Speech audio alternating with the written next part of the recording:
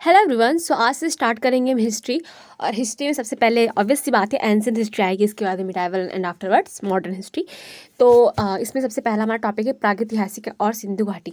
तो हमारा वही पुराना तरीका कि हम पहले अपने नोट्स से करेंगे, जो भी हमने मतलब पिनाकल के जो मैंने नोट्स बना रखे हैं उसमें से, एंड आफ्टरवर्ड सारे के सारे क्वेश्चंस को हम यहाँ से सॉल्व करेंगे। और बता दूँ मैं कि पढ़ने के कई सारे तरीकों में से एक तरीका होता है पढ़ाना, और पढ़ाने में खुद को पढ़ाना। तो आई प्रिफर दैट तरीका, and here we go with our lecture. Okay, तो जैसे कि सबसे पहले प्रागैतिहासिक और सिंधु घाटी। तो प्रागैतिहासिक और सिंधु घाटी में हमने नोट्स में लिख रखा है कि ऊँट की हड्डियाँ फाउंड इन कालीबंगा। हाँ, मुझे एक्चुअली ना कन्फ्यूजन हो गया था ऊँट की हड्डियाँ और घोड़े की हड्डियों में, सो इसलिए मैंने लिख रखा है ऊँट की हड्डियाँ फाउंड इन कालीबंगा। लौह युग में कांसे की जगह लोहे का यूज़ होने लगा। बिल्कुल सिंपल सी बात है। अर्नेस्ट मैके ने बताया कि जल निकासी जो नाली थी वो पक्की ईंटों की थी। ठीक है। मिट्टी के बर्तनों का पता नौ पाषाण में लगा। ठीक है। महापाषाण कपड़े मेगालिथ की 3000 वर्ष पहले स्टार्टेड हुई थी। बताया डेट वाली चीज़ें ना लिखनी पड़ती हैं, क्योंकि इस बार यार मेंस में तीन क्वेश्चन थे या 4 क्वेश्चन थे ईयर से रिलेटेड, जिसमें से मेरा एक सही था, बाकी सब गलत थे। अब वैसे तुक्के नहीं मेरे लगते इतना। खैर लिव दैट। संभवतः 7000 साल पहले मेहरगढ़ में कपास की खेती शुरू हुई थी। तो बस इतना सा ही लिखा है मैंने नोट्स में। तो अब हम स्टार्ट करेंगे इसको। तो पहला क्वेश्चन है हमारा, हड़प्पा सभ्यता की जल निकासी व्यवस्था के संबंध में दिए गए कथनों के आधार पर सही विकल्प का चयन कीजिए। तो हड़प्पा के अधिकांश शहरों में घरों के बाहर खुली जल निकासी की व्यवस्था थी। हाँ थी। हड़प्पा सभ्यता में थी ना, अधिकांश शहरों में घरों के बाहर खुली जल, हाँ बिल्कुल थी। खुली कहाँ थी यार, बंद जल निकासी की व्यवस्था थी, नालियाँ बंद होती थी। हड़प्पा सभ्यता में जल और अपशिष्ट घरों के बाहर स्थित नाली से निकलकर मुख्य भूमिगत, हाँ सेकंड वाला सही है, हाँ सिर्फ सेकंड सही है। हड़प्पा शहरों की जल निकासी व्यवस्था सड़क के दोनों ओर नालियाँ ढकी हुई थी। बिल्कुल ढकी हुई थी ना, पहले नालियाँ वाली सड़कें बनाई, फिर उसके किनारे घर बनाएंगे। हाँ हाँ हाँ ठीक है ठीक है, कम से कम एक बार। हड़प्पा सभ्यता के नगरों के बारे में दिए गए कथनों के आधार पर सही विकल्प का चयन। हड़प्पा के अधिकांश नगर 2 भागों में थे। अधिकांश 2 भागों में थे। चनुधड़ों में एक भी नहीं थे, और धौलावीरा में 3 थे। और जो निचला नहीं निचला वाला नहीं, जो ऊंचा साइड होता था उसको सिटाडल बोलते थे। सिर्फ पहला सही है, दयाराम साहनी और ठीक है। हड़प्पा ये अग्निवेदियाँ, इसको बोलते हैं फायर अल्टर, तो वो पाया गया था कालीबंगा और लोथल में। कालीबंगा में वो भी याद रखना, घोड़े की हड्डी, ऊँट सॉरी यार, ऊँट की हड्डियाँ। ठीक है, ऊँट की हड्डियाँ। ठीक है, ये ना टेक्स्ट बुक में एक बार क्वेश्चन मिला था, इसलिए मैंने इस लिख रखा। बाकी ऐसा डायरेक्ट क्वेश्चन ही नहीं दे रखा है इन्होंने। हाँ यहाँ पे दे रखा है इन्होंने। ये कैसे याद करें, कालीबंगा निचला किलामन शहर, बाउस्ट्रो फिडेंस, सैली लकड़ी की नाली, तांबे का बैल। बहुत सारी चीज़ें मिली थी, जितना याद रहेगा ना ठीक है, बाकी उतना लोड नहीं लेना है। ऊँट की हड्डियाँ बट एक बार चूँकि मुझे क्वेश्चन मिल चुका है इसलिए मैंने लिख लिया। ठीक है। हड़प्पा सभ्यता के विभिन्न विशाल स्नानागार से संबंधित दिए गए कथनों के आधार पर सही विकल्प को चयन कीजिए।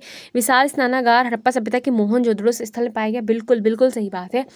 ईंटों को एक निश्चित क्रम में हाँ प्लास्टर से लेपित किया गया और इसे प्राकृतिक राल की परत से जलरोधी बनाया गया। दोनों बातें बिल्कुल सही हैं। और हड़प्पा सभ्यता का मोहनजोदड़ो स्थल किस नदी के किनारे है, तो ये सिंधु के है।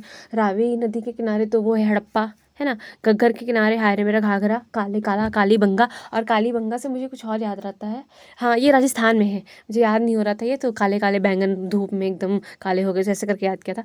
और चनुदड़ो सिंधु के किनारे बिल्कुल से कांगे दौड़ दास नदी। सिंधु घाटी सभ्यता के विशाल स्नानाघर के बारे में सही कथन। अनाज भंडारण के लिए, अच्छा अनाज भंडारण करेंगे हम स्नानागृह में। खेती के लिए, पानी की टंकी, धार्मिक प्रयोजन। मुझे लग रहा था कि धार्मिक प्रयोजन के लिए होगा, बट आई थिंक इसका आंसर शायद थर्ड था। मुझे इतना याद आ रहा है, जब मैंने इसको पहले पढ़ा था तो मैंने तो सोचा था धार्मिक प्रयोजन, बट इसका आंसर शायद सी दिया था इन्होंने। हाँ यही है, मुझे भी लगा था ये मतलब डी होना चाहिए, बट इन्होंने सी दे रखा है, तो अब जो दे रखा है वो है ठीक है। पर मुझे फिर भी इस क्वेश्चन में डाउट रहता है, इस क्वेश्चन में मुझे डाउट है तो है। इसका स्क्रीनशॉट लेते हैं, देखेंगे इस क्वेश्चन को हम, कि मुझे जब इसे पढ़ रही हूँ ना क्वेश्चन, तब से मुझे इस पर डाउट है। और इनकी पिनाकल की फोर्थ एडिशन नहीं हाँ फोर्थ वाली एडिशन मेरे पास पेपर बैक फॉर्म में, उसमें भी शायद क्वेश्चन दे रखा है इन्होंने। देखो कब, नहीं ये नहीं दे रखा होगा, तो 2023 का क्वेश्चन है ना। निम्नलिखित में से कौन सा सिंधु घाटी स्थल अब पाकिस्तान में है, तो पाकिस्तान में हड़प्पा है। बिल्कुल सही बात है।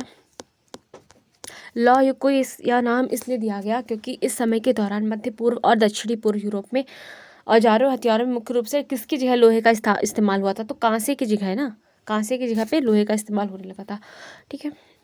अर्नेस्ट मैके ने उल्लेख किया कि ये मतलब कि वो जो नालियाँ थी वो किस चीज़ की बनी थी, हाँ तो ये मिट्टी की बनी थी, पक्की ईंटों की। भाई पक्की ईंटें पक्की होंगी ना, मिट्टी तो बह जाएगी पानी के साथ ही, फिर पक्की ईंटों की बनी थी। प्राचीन भारतीय इतिहास के किस काल में जो है मिट्टी के बर्तनों का पता लगाया गया था? तो ये नवपाषाण काल में लगाया गया था। मेहरगढ़ के शुरुआती गांव में मिट्टी के बर्तनों की खोज की गई है।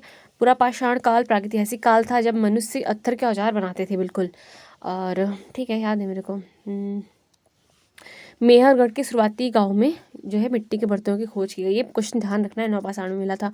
आरंभिक विकास प्रागैतिहासिक काल को सामान्यतः क्या कहते हैं? मनुष्य के जो स्टार्टिंग वाला था ना, उसको क्या बोलते हैं? प्रारंभिक विकास के प्रागैतिहासिक काल को सामान्यतः किस नाम से जाना जाता है? तो किस नाम से जाना जाता है इसको? न्यू स्टोन ना, ओल्ड स्टोन एज। अच्छा, एक्स्ट्रा बुद्धि नहीं लगाने का, शांति से इसको एक बार फिर से पढ़ते हैं। देखो, मनुष्य के आरंभिक जो विकास के प्रागैतिहासिक काल को सामान्यतः किस नाम से जाना जाता है? तो इसको बोलते हैं ओल्ड स्टोन एज, ठीक है। पूरा पाषाण युग, पूरा पाषाण युग को पेलियोलिथिक एज के रूप में भी जाना जाता है। कुल्हाड़ी, चॉपर, क्लीवर्स, प्राचीन, निम्न। ठीक है भाई, जाओ किनारे अभी। संगन गल्लू, हाँ ये कर्नाटक, ये सारी साइट्स वगैरह तो याद ही की हैं, कुछ खास नहीं इसमें। धौलावीरा का प्राचीन शहर कहाँ है? धौलावीरा गुजरात है ना, गुजरात, यस, धौलावीरा गुजरात। इसकी खोज जो है 1968 में जेपी जोशी ने गुजरात के कच्छ के रण में की थी। भारत में महापाषाण कब्रें बनाने की प्रथा कब शुरू हुई थी? तो 3000 साल पहले।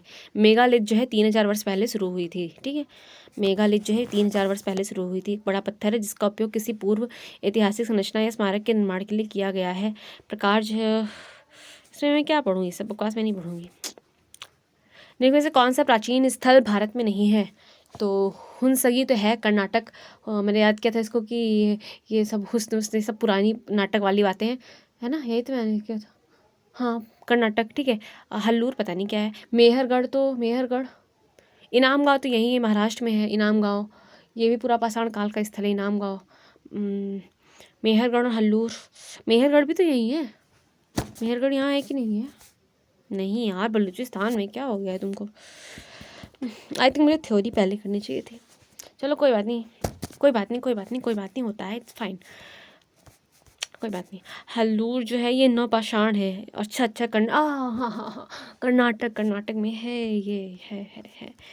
इसको मैंने लिखा भी नहीं है, इजी क्वेश्चन था। मोहनजोदड़ो ने वैसे किस सभ्यता से संबंधित है? तो तुम हमारी हड़प्पा सभ्यता से संबंधित हो। कहाँ गए? सिंधु घाटी सभ्यता से संबंधित। वही, आज कुछ अलग सा थकान सी लग रही मुझे। कितने साल पहले मेहरगढ़ में कपास की खेती होती थी? तो 6000 साल पहले। 7000 साल पहले यार, अभी तो पढ़ाया था तुमको 7000 साल पहले। 7000 साल पहले जो है मेहरगढ़ में कपास की खेती होती थी। ओके, कोई बात नहीं। अब हम जो आगे का क्वेश्चन करेंगे सही से। तो संभवतः कितने वर्ष पहले मेहरगढ़ में कपास की खेती होती थी? तो ये होती थी 7000 साल पहले। 7000 का पास 7 ध्यान रहेगा अभी। देखिए, वैसे कौन सा हड़प्पा कालीन नगर कच्छ के रण में खादी बेट पर स्थित था और 3 भागों में था? तो 3 भागों में था धौलावीरा, ताकि धूल वूल उड़े तो ना आए ऊपर तक। धौलावीरा 40वां ये, हाँ, यूनेस्को वाला। ठीक है। आगे भीमबेटका मध्य प्रदेश में। ये तो मेरे पेपर में आया था। अरे हाँ, 2 मार्च वाला पेपर। और ये क्वेश्चन मैंने लगाया था मध्य प्रदेश, फिर उसको मैंने राजस्थान कर दिया था लास्ट में। ये ना बहुत इतनी घटिया आदत होती है ना, कि हम जब देखते हैं टाइम बचा है 2 मिनट 1 मिनट, भाई आंसर इस लेवल पे चेंज करते हैं जैसे लग रहा है आखिरी मोमेंट पे जाके सब हमारे दिमाग एकदम काम कर जाएगा, हम सब आंसर चेंज कर लेंगे। ये बहुत पुरानी आदत रही। और इस बार जब 24 का मेंस था, इसमें भी ये चीज़ मेरे माइंड में थी, बट मैंने सिर्फ 1-2 आंसर ही चेंज किए, ज़्यादा नहीं चेंज किए। और जो चेंज किए तो गए, अच्छा हुआ और नहीं चेंज किए। हाँ, ये 2003, यही मेरे को एक यूनेस्को ये याद रहता है। ये पेपर में आए तो मैं कर भी लूँ, लेकिन वो कुछ और ही ईयर पूछते हैं। वैल, इसकी खोज जो है वीएस वाकड़कर ने की थी। हाँ, ये भी पढ़ा है, RWA की क्लास में था ये। नीलगिरी में से किस भारतीय राज्य में हड़प्पा के नगर नहीं पाए गए? अरे नहीं पाए गए हैं, उत्तराखंड में नहीं पाए गए। एक मिनट, ये क्वेश्चन भी शायद मेरे पेपर का ही है क्या? ना, फर्स्ट शिफ्ट में तो मेरा पेपर नहीं था। गुजरात, लोथल, ये ठीक है। हाँ, बालू, राखी गढ़ी, बनावली, भिराना, फरमाना, ये मैंने याद किया था कि राखी नाम की लड़की है, उसने हरा कलर का लहंगा पहन रखा है। अब वो बहुत मतलब अपने आप में बनना मतलब होता है ऐसा एटीट्यूड टाइप काइंड। और भिराना, फरमाना, हिसार टीला, मेरे को याद है। लेकिन वैसे किस युग के दौरान भारत में शुतुरमुर्ग पाए गए थे? शुतुरमुर्ग पाए गए थे पूरा पाषाण युग में। शुतुरमुर्ग, अंडे के छिलके मिले। डाइट ओज दाओजलिंग हेडिंग डाइट में। और एक और कोई स्टोन करके था, ये पत्थर एक और था। कैटल हुआ कैट इज द नौपाषाण युग। कैटल हुआ नौपाषाण युग का है। पुरातत्व के अनुसार हड़प्पा के नगरों में पश्चिमी हिस्सा छोटा और ऊंचा था, पूरब वाला होता था, एक पश्चिम वाला। हाँ, सीटाडल। ये इंग्लिश में समझ में आता है कुछ चीज़ें, हिंदी इंग्लिश देखनी पड़ती है। वो किस धातु का उपयोग हड़प्पा के नगरों में हथियार और औजार बनाने के लिए करते? हथियार और औजार बनाने के लिए चांदी, सोना, क्या तांबा। ये बताया था सर ने कि वो मिक्स करके बनाते थे, ये मिक्स धातु। सोना लाते थे कर्नाटक। होट्टी क्या है कुछ करके एक है, वो जो KGF मूवी आई थी ना, उसमें भी वो कोई नाम है यार, गोल्ड माइंस पता नहीं क्या है, वो मूवी थी ना कुछ। मैं तो नहीं देखी, भाई लोग देख रहे थे, मुझे याद है मूवी वो। उसका पार्ट 2 भी देख डाले वो लोग, मैं नहीं देखना। निम्न से हड़प्पा सभ्यता की मेहरगढ़ पुरास्थल में किस प्रकार के घर में के अवशेष मिले हैं? तो सिंपल सी बात है, वृत्ताकार वाला कट कर दो तो C ऑप्शन बचेगा। इंडिया शब्द इंडस से आया है, जिसे संस्कृत में बोलते हैं सिंधु। महापाषाण युग की अवधि 12,000 से 10,000।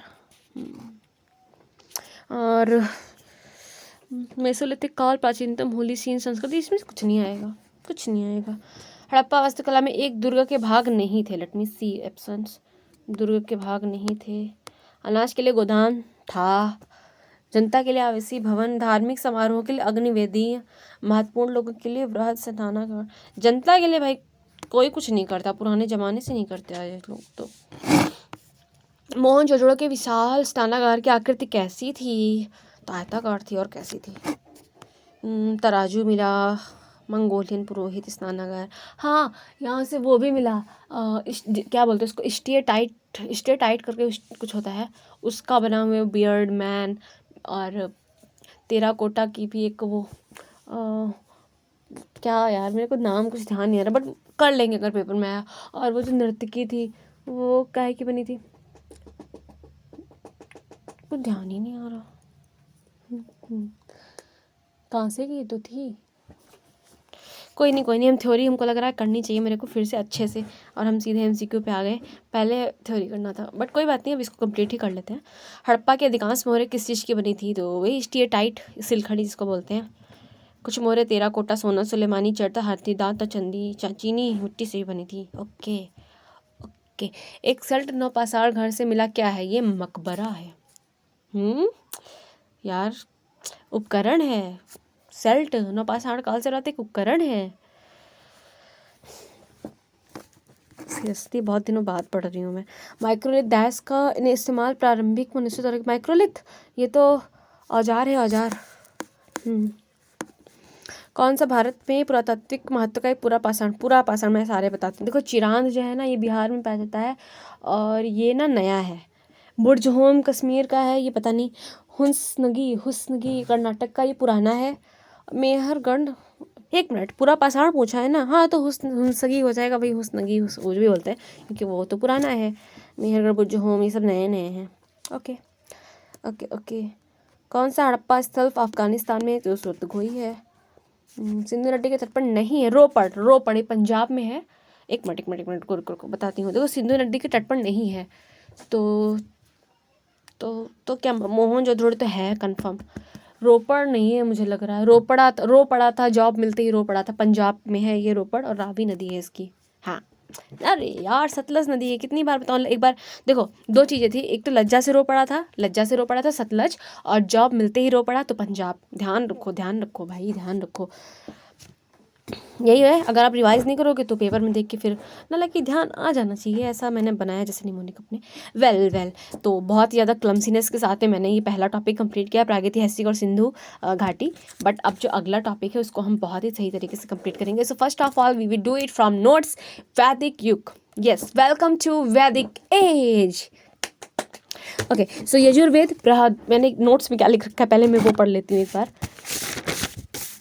ओके, तो मैंने लिख रखा है कि यजुर्वेद, फिर यजुर्वेद के सामने मैंने लिख रखा है बृहदारण्यक, ईशा, तैत्तिरीय, कठ एंड मैत्री। तो ये भाई क्या है? ये सब वो हैं इसमें कुछ होता है, वेदों के अंतर्गत भी कुछ होता है, क्या बोलते हैं इसको, उपनिषद बोलते हैं।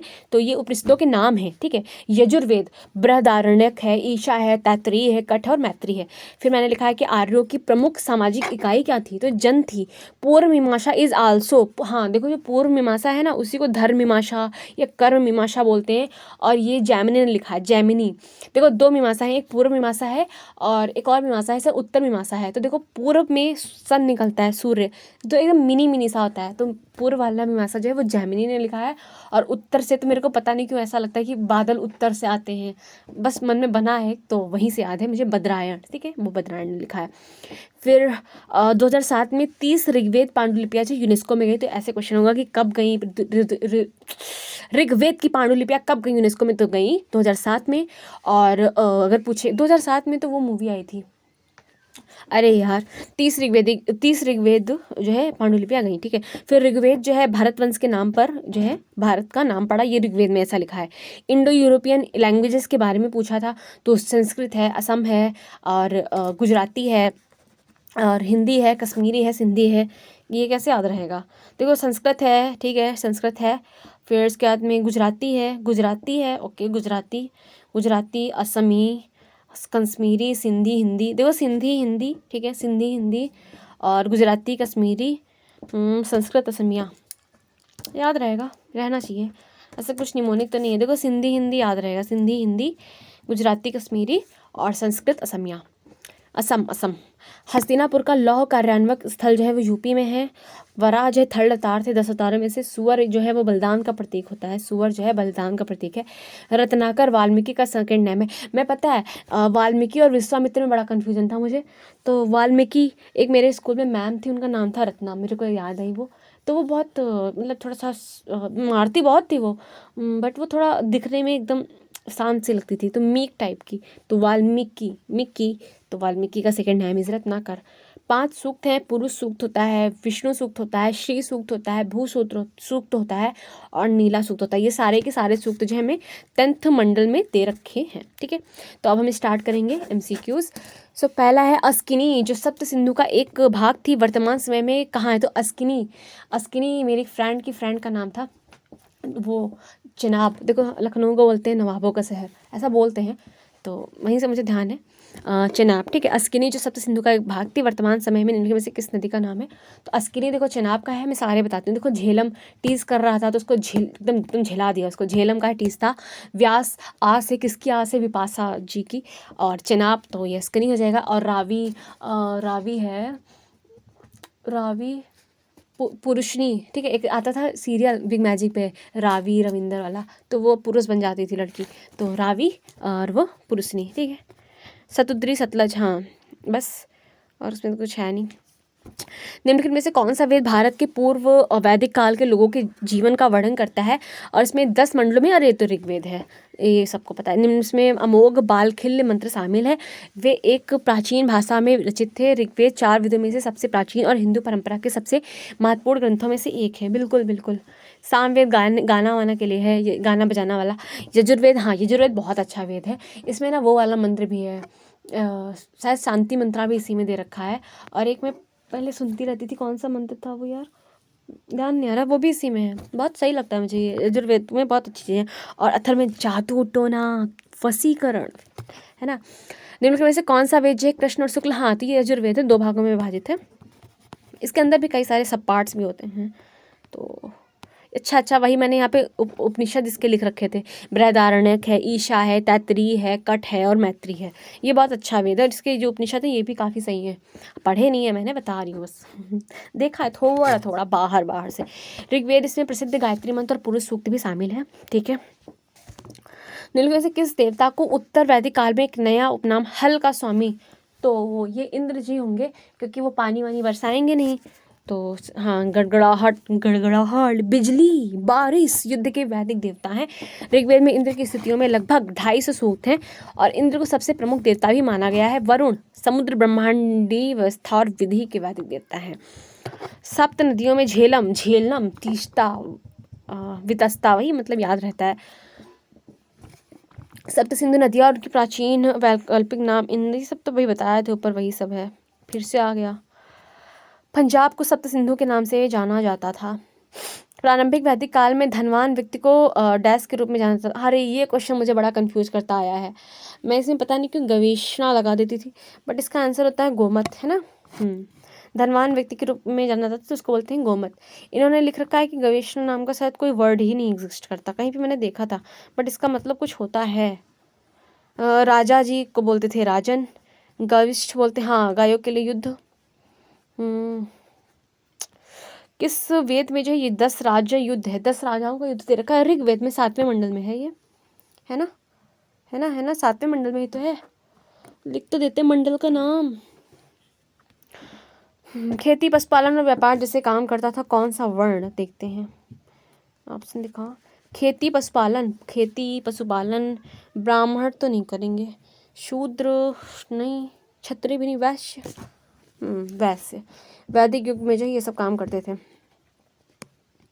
आर्यों की प्रमुख सामाजिक इकाई थी तो मैंने बताया था जनजाति, गढ़, आदिवासी या कबीले, अधाई सभाएं, परिषद, समितियों, सभाओं के समान एक छोटी संस्था जिसमें विशेष रूप से ब्राह्मण शामिल होते हैं। राजन एक प्रकार का मुखिया या राजा। आर्यों द्वारा प्रयुक्त अन्य शब्द, आयस जो है हाँ ये वो था लोहे का, तांबा या कांसा। अच्छा ठीक है, नेक्स्ट क्वेश्चन पे मूव करते हैं। ओके सो नई एनर्जी के साथ में पढ़ेंगे यहाँ से। तो 4 वेदों में से किसमें जो है बुरी आत्माओं बीमारियों से बचने के लिए जादू टोना तंत्र मंत्र था, तो वो था अथर्ववेद में, ठीक है, अथर्ववेद में। सामवेद और यजुर्वेद ये सब चीज़ें पढ़ने की जरूरत बिल्कुल नहीं है। पूर्व मीमांसा Jaimini, school of philosophy Jaimini, मैं सारे बताती हूँ। देखो कपिल जो है ना, कपिल, तो जो कपिल देव क्रिकेटर थे ना, तो ये संख्या वाले, मतलब जब खेलते थे तो अपनी संख्या गिनते रहते थे, तो सांख्य फिलॉसफी के कपिल है, ठीक है। पतंजलि तो वो है पतंजलि, पतंजलि वही तो है ना, वो चिकित्सा वाला ना, ले हो गई कंफ्यूज। और व्यास नहीं ध्यान आ रहा मुझे, चलो कोई नहीं, मैं बताती हूँ, सही तो जा रही हूँ, योग सूत्र का ही तो था, खैर फालतू कंफ्यूज करती रहती है। ओके सही बताया, उन्होंने सब सही बताया। बद्रायण जो है वेदांत सूत्र, हाँ, और ये उत्तर वाला जो देते हैं ना उत्तर मीमांसा, उसके भी यही है बद्रायण। तो पूर्व मीमांसा को धर्म मीमांसा कम कर में, अच्छे यार 1 मिनट, ये तो मैंने बहुत गलत किया, मैं तो वो भी कर सकती हूँ ना, चलो आगे से देखेंगे इसमें। निम्न में से कौन सा प्राचीन भारत का सबसे पुराना ग्रंथ है, तो प्राचीन भारत का सबसे पुराना ग्रंथ है मनुस्मृति होगा, इसको ऋग्वेद ही है यार, इसको जला दिया था मनुस्मृति को डॉक्टर भीमराव अम्बेडकर जी ने। सबसे पुराना ग्रंथ है ऋग्वेद। भाई ऑप्शन सारे पढ़ लेने का, ठीक है। अभी इसके बाद ना मैं वो इस पर लिखने वाला, स्क्रीन पे लिख सकती हूँ मैं, मेरे पास है वो ऐप, अगले इस वीडियो से बनाऊंगी मैं उस पर। भरतवंश के नाम पर इंडिया का नाम, चलो अच्छा 50 क्वेश्चन कर लेते हैं फिर उससे करेंगे ऋग्वेद में, ठीक है। जैन तथा बौद्ध धर्म जिस समय लोकप्रिय हो रहे थे उसमें ब्राह्मणों ने 4 आश्रमों की, हाँ, तो कौन सा एक नहीं था, तो गृहस्थ था, ब्रह्मचर्य था, वानप्रस्थ भी था, परमार्थ नहीं था। ब्रह्मचर्य, गृहस्थ, वानप्रस्थ और सन्यास, फिर सन्यास ले लो। महिलाओं को वेद पढ़ने की अनुमति नहीं थी, अच्छा, अपने पतियों द्वारा चुने गए आश्रमों का पालन करना पड़ता था, ओह काफ़ी सही।